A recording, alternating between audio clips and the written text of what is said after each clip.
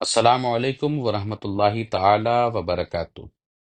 برادران اہل سنت، ان دنوں سوشل میڈیا پر سنی عالم دین حضرت علامہ و مولانا مفتی صوفی کلیم حنفی قادری چشتی رضوی حفظہ اللہ تعالی اور رافضی عالم حسن اللہ یاری کے ساتھ ہونے والا مناظرہ بڑے چرچوں میں ہے، جس کے لیے جامع اور مناسب شرائط صوفی صاحب قبلہ کی جانب سے فریق مخالف تک بذریعہ سوشل میڈیا اور واٹس ایپ ارسال کر دی گئی ہیں، جس کے بدلے میں بدنام زمانہ فینٹا بابا اور حسن اللہ یاری کے ترجمان جعفر کاظمی رافضی نے 17 مئی 2025 کو یوٹیوب چینل پر ایک مشترکہ پروگرام کیا، جس میں شرائط مناظرہ پر تبصراتی اور تجزیاتی گفتگو کی گئی اور اپنی لا علمی اور جہالت کا خوب ڈھنڈورا پیٹا۔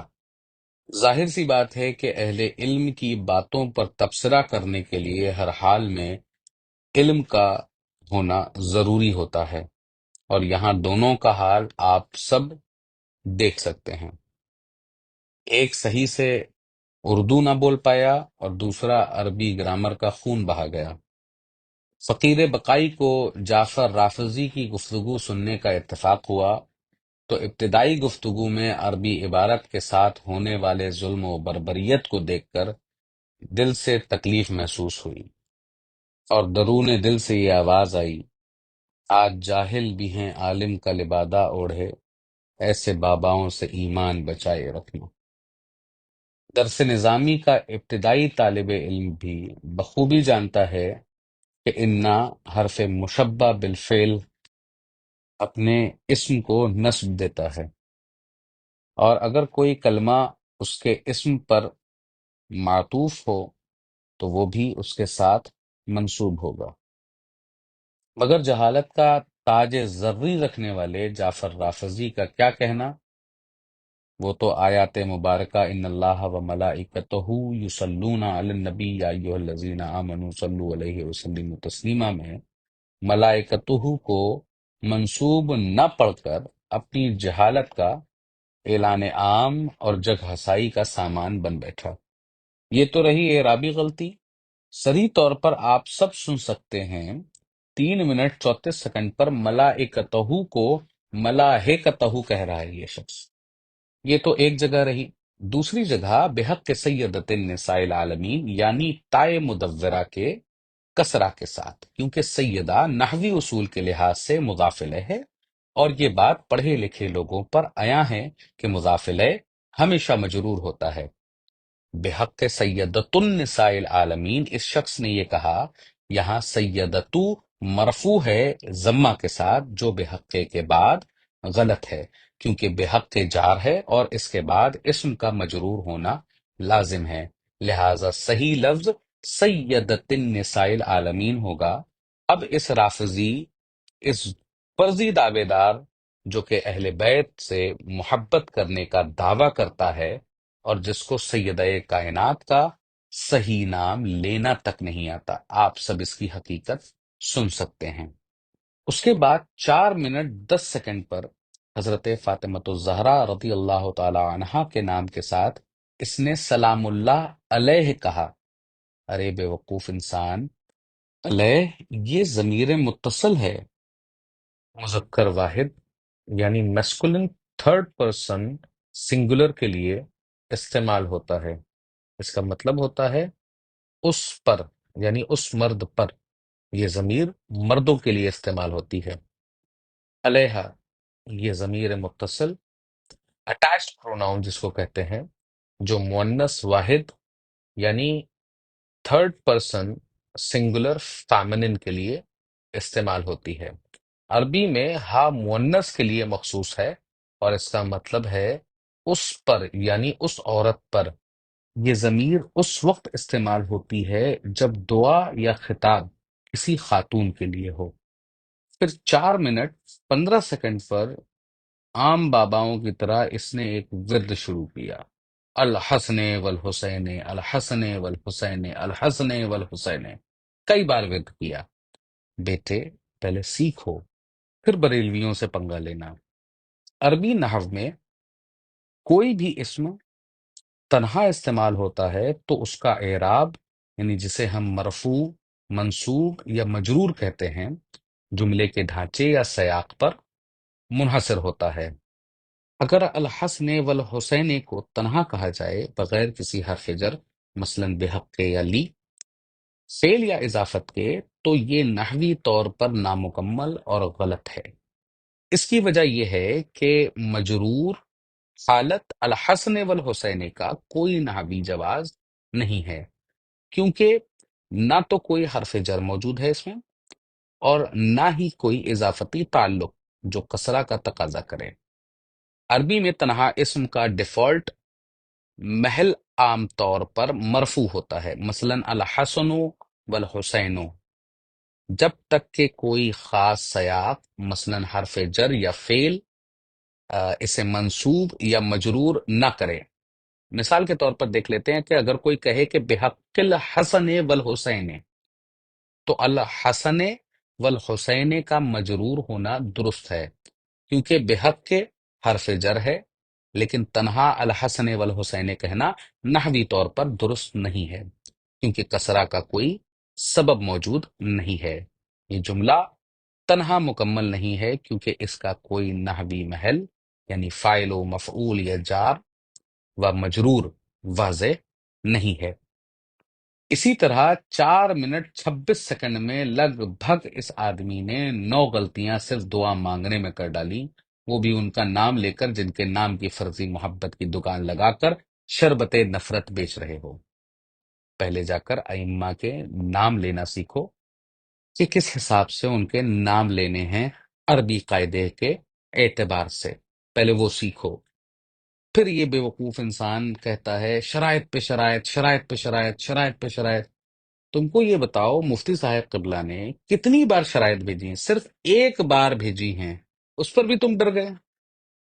پہلی بار مفتی صاحب قبلہ نے اسی جمعرات کو لگ بھگ 11:50 پر پہلی اور آخری بار شرائط مناظرہ بھیجی گئیں۔ پھر 11 منٹ 13 سیکنڈ پر جعفر نے یہ کہا کہ انکنڈیشنل چیلنج کیا تھا اللہ یاری نے انہیں۔ اب سب سے پہلے جان لو کہ تمہارے اس تکبر بھرے لفظ کا معنی کیا ہوتا ہے۔ انکنڈیشنل کا مطلب ہوتا ہے بغیر شرائط کے۔ اس کا مطلب یہ ہے کہ چیلنج کرنے والا بحث کے لیے کوئی مخصوص شرائط، مثلا موضوع، وقت، جگہ یا شرکا پر پابندی عائد نہیں کر رہا ہے۔ وہ ہر طرح سے اور ہر طرح کے موضوع پر ہر وقت ہر شخص کے ساتھ بحث کرنے کے لیے تیار ہے۔ اب اگر تمہیں یہ شرائط نہ بھیجی جاتی تو اب یہ جو لفظ تم نے انکنڈیشنل بولا ہے اس کے خطرات کیا ہوتے؟ اگر کنڈیشن واضح نہ ہو تو چیلنج صرف ایک دعویٰ بن کر رہ جاتا ہے۔ میں آسان کر کے آپ سب کو بتا دوں کہ اگر کوئی شخص یہ کہتا ہے کہ میں فلاں مذہبی عقیدے یا سائنسی نظریے پر انکنڈیشنل چیلنج دیتا ہوں کہ کوئی مجھ سے بحث کرے، تو اس کا مطلب یہ ہے کہ وہ چیلنج کرنے والا شخص ہر قسم کے دلائل، ہر شخص اور ہر فورم پر بحث کے لیے تیار ہے، بغیر کسی پیشگی شرط کے۔ مثلا سوشل میڈیا پر کوئی لکھتا ہے میں فلاں موضوع پر کسی سے بھی کسی بھی وقت بحث کر سکتا ہوں، کوئی آئے۔ یہ ایک انکنڈیشنل چیلنج ہے۔ اب جب تمہاری طرف سے انکنڈیشنل چیلنج تھا تو تم اب ہماری جانب سے بھیجی گئی شرائط پر کیوں رو رہے ہو؟ اصل میں تم یہ چاہتے ہو کہ اللہ یاری کہے کہ وہ دیکھو اڑتا ہوا ہاتھی، ہم اسے مان لیں کہ ہاں ہاتھی اڑ رہا ہے۔ یہ کیسے پاسبل ہے؟ پاگل انسان، انکنڈیشنل چیلنج تمہاری طرف سے ہے، مفتی صاحب کی طرف سے تھوڑی ہے۔ وہ تو شرائط بھیجیں گے ہی تاکہ تم بھاگ نہ پاؤ، اور جو دعویٰ تمہارا ہے نعوذ باللہ تکفیر شیخین کا، اسے تم اصول و ضوابط کے ساتھ نعوذ باللہ ثابت کر پاؤ اور مفتی صاحب ان دلائل کا رد کریں۔ پوری گفتگو میں سب سے زیادہ یہ شخص رویا ہے کہ اتنی لمبی ڈیٹس کیوں دے دی۔ بھائی صاحب، کسی بھی انسان کے شیڈیول پروگرام ہوتے ہیں، مصروفیات ہوتی ہیں، وہ شخص فوراً اویلیبل نہیں تھا، اس لیے 10 جون کی ڈیٹ دے دی، آپ نے 13 جون اناؤنس کر دی۔ بھائی صاحب وہ شخص بھاگا یا ڈرا تو نہیں نا آپ کی طرح؟ وہ تو ببانگ دہل کہہ رہا ہے کہ 13 جون کو روافظ کا جنازہ اٹھے گا، اور انشاءاللہ 100% اٹھے گا۔ ڈر تو تمہاری جانب سے صاف ظاہر ہو رہا ہے کہ جب وہ دعویٰ اصول و ضوابط کے ساتھ ثابت کرنے کو کہا گیا تو تم پیچھے ہٹ رہے ہو۔ پھر یہ رویا کہ چہرہ مسخ کر دیا گیا اللہ یاری کا ہمارے بچوں میں۔ بیٹا تم ہمارے صحابہ پر جھوٹ باندھ کر ان کا کردار مسخ کرنے کی ناکام کوشش کرو اور ہمارے بچے تمہارا چہرہ مسخ نہ کریں۔ بیٹا تم مل جاؤ تو گدھے پر بٹھا کر تمہیں گھمایا جائے گا، اور اس کی اجازت ہمیں شریعت سے ملتی ہے۔ تم گستاخ صحابہ اور گستاخ اولیاء ہو، تمہارا حشر برا ہوگا انشاءاللہ۔ اور میں اس فینٹا بابا کو تو کچھ کہنا نہیں چاہ رہا تھا، لیکن 21 منٹ 20 سیکنڈ کے وقت میں یہ جو صوفیوں کی بات کر رہا ہے کہ مفتی صوفی کلیم حنفی مولوی صوفی ہیں اور ہم یعنی وہ فینٹا بابا ریل صوفی ہے، اور وہ اہل بیت سے محبت کرتا ہے۔ بیٹا اصل تصوف دیکھنا ہے تو مسلک اعلی حضرت کو دیکھو، اہل بیت سے محبت دیکھنا ہے تو امام عشق و محبت مجدد دین و ملت امام احمد رضا کی محبت کو دیکھو، اور مسلک اعلی حضرت کے پاسبانوں کو دیکھو جو فرماتے ہیں کہ بحر تسلیم علی میدان میں سر جھکے رہتے ہیں تلواروں کے۔ اہل سنت کا ہے بیڑا پار، اصحاب حضور نجم ہیں اور ناؤ ہے عطرت رسول اللہ کی۔ علی ہیں اس کے دشمن اور وہ دشمن علی کا ہے جو دشمن عقل کا دشمن ہوا صدیق اکبر کا۔ کیا بات رضا اس چمنستان کرم کی، زہرا ہے کلی جس میں حسن اور حسین پھول۔ مرتضی شیر حق اشجع الاشجعین، ساقی شیر و شربت پہ لاکھوں سلام۔ اصل نسل صفا وجہ وصل خدا، باب فصل ولایت پہ لاکھوں سلام۔ شیر شمشیر زن شاہ خیبر شکن، پرتو دست قدرت پہ لاکھوں سلام۔ پھر پورے وقت یہ جعفر صرف ایک رونا روتا رہا شرائط کا۔ تو سنو کہ مناظرے سے قبل شرائط رکھنا ضروری ہے، کیونکہ ہمارے امام غزالی فرماتے ہیں مناظرے کا مقصد حق کو ظاہر کرنا ہے، نہ کہ صرف غالب آنا۔ اگر اس مقصد کے لیے شرائط پہلے سے طے نہ کی جائیں تو مناظرہ جھگڑے میں تبدیل ہو جاتا ہے۔ یعنی شرائط جس کو ہم کہتے ہیں وقت، موضوع، منزل بحث، حکم کا تعین، دلائل کی قسم وغیرہ، اس کا تعین ضروری ہے تاکہ مناظرہ حق کی طرف لے جایا جائے، نہ کہ نفاق اور تکبر کی طرف۔ پھر شیخ ابو زہرا لکھتے ہیں کہ مناظرہ شروع کرنے سے پہلے دونوں طرفوں کے شرائط پر اتفاق لازم ہے، ورنہ یہ علمی گفتگو نہیں بلکہ اخلاقی فساد بن جاتا ہے۔ یعنی ہر ایک کو معلوم ہونا چاہیے کہ کس موضوع پر بات ہو رہی ہے، کس دلیل کو قبول یا رد کیا جائے گا، کس وقت تک بات چلے گی، کیا جواز ہوگا، داخلی یا خارجی معقول دلائل کا۔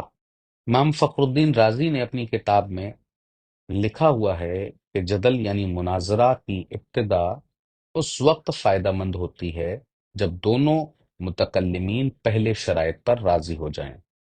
یہ بھی سن لو کہ تمہارے خود کے عالم دین محمد حسین طباطبائی اپنی کتاب میں لکھتے ہیں کہ مناظرہ اس وقت تک مکمل نہیں ہوتا جب تک فریقین آپس میں شرط قبول نہ کر لیں۔ اگر شرط قبول نہ ہوں گی تو وہ مناظرہ نہیں بلکہ ایک جنگ ہوگی جو فتنے کا سبب بنے گی۔ اور میرے عزیز جعفر، اگر اللہ یاری اپنے باپ سے پیدا ہے تو شرائط سے ڈرے نہیں اگر اس کے پاس ثبوت ہے، اگر نہیں تو بے شک جا کر چھوٹے موٹے بچوں سے مناظرہ کرے اور اپنی فرضی فتح کا اعلان کرتا رہے۔ اب ناظرین، آپ خود اندازہ لگائیں کہ ایسے ان پڑھ لوگ کیا شرائط پر تبصرہ کریں گے؟ یہ بیچارے خود جہالت کا شکار ہیں اور اس مرض میں مبتلا ہیں، اور علمی صحت آپ خود اپنے آنکھوں سے دیکھ سکتے ہیں اس کی لائیو ویڈیو میں۔ ایک بات تو پکی ہو گئی ہے کہ ان گستاخ صحابہ اور دشمنان امیر معاویہ کے پاس کوئی علمی شخصیت نہیں ہے، سب یتیم العلم ہیں۔ اس جماعت کی قیادت اور سیادت یہ لوگ جو کر رہے ہیں، اللہ تعالیٰ امت کو ان کے شر اور فتنے سے محفوظ فرمائے، آمین یا رب العالمین۔